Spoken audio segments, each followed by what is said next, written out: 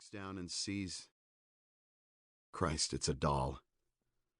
Its brown glass eyes staring up at him, lying in the blood.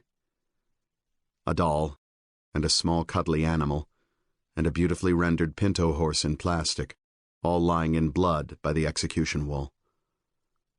Children, Art thinks, pulled out of sleep, grab their toys and hold on to them, even as, especially as, the guns roar. An irrational image comes to him. A stuffed elephant, a childhood toy he always slept with.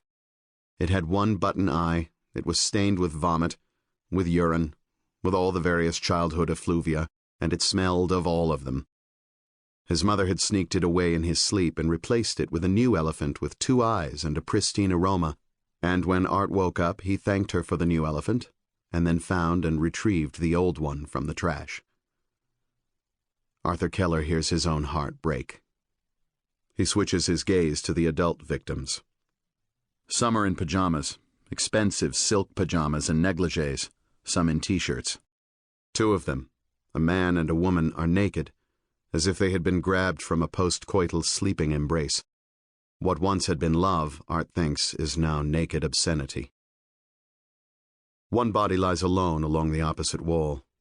An old man, the head of the family. Probably shot last, Art thinks, forced to watch his family killed and then dispatched himself. Mercifully, Art wonders. Was it some sort of sick mercy? But then he sees the old man's hands. His fingernails have been ripped out, then the fingers chopped off. His mouth is still open in a frozen scream, and Art can see the fingers sticking to his tongue. Meaning that they thought someone in his family was a dedo, a finger, an informer. Because I led them to believe that. God forgive me. He searches through the bodies until he finds the one he's looking for. When he does, his stomach lurches and he has to fight back the vomit in his throat because the young man's face has been peeled like a banana. The strips of flesh hang obscenely from his neck. Art hopes that they did this after they shot him, but he knows better.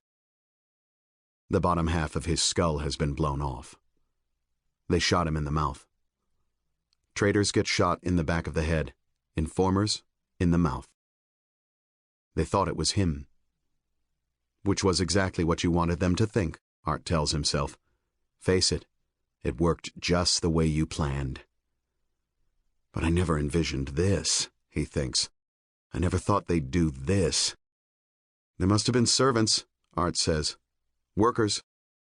The police have already checked the workers' quarters. Gone, one of the cops says. Disappeared.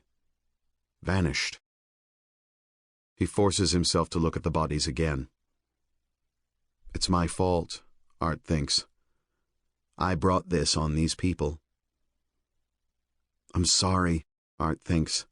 I am so sorry.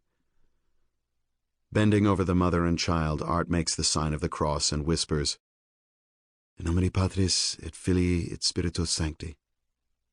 El poder del perro, he hears one of the Mexican cops murmur. The power of the dog. Part 1. Original Sins. 1. The Men from Sinaloa.